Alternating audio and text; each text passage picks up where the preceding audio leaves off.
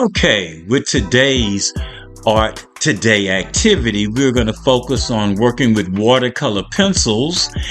And since this is Autism Awareness Month, we're going to use the puzzle piece to help with create our composition. And so what I want to do is get everybody ready, and we're going to talk about a few things like state standards and everything else. All right, so our state standards and developmental objectives will be, for the state standards, identifying color, counting, spatial reasoning, and ordinal numbers and sequencing. And for developmental objectives, we're going to focus on fine and gross motor development, taking turns, and language development. The supplies we'll need for this activity will include watercolor pencils. Any brand will do. Crayola creates a wonderful brand for students. We will also be needing medium to large puzzle pieces. This will be used for tracing out our images. We will also need some watercolor paper. A good quality watercolor paper will do. And we also will need things like our small brushes and a cup of water. We'll need regular writing pencils. Regular number 2 writing pencils will be great. And some paper towels we'll need for a cleanup. Okay? Let's get started.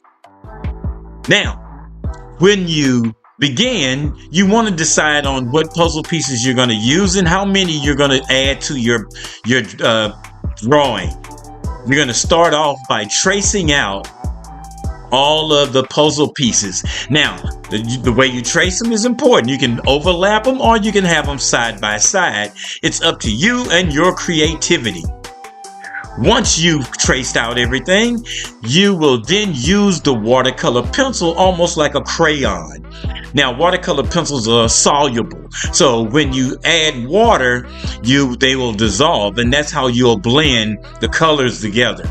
But go ahead and just start coloring in all of what you want to do, all of that you want to add color to, and you can add color to the background as well.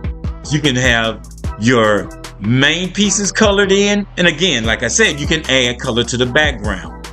After that, you will begin to use your brush and water to blend all of your colors.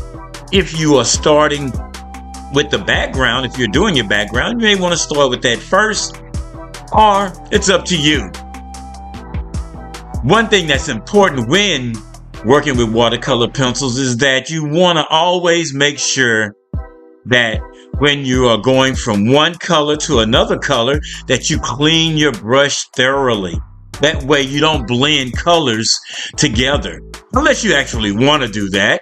But I like to keep it all nice and clean, and you can go ahead and make sure you clean your brushes real good when you're changing from one color to the next color.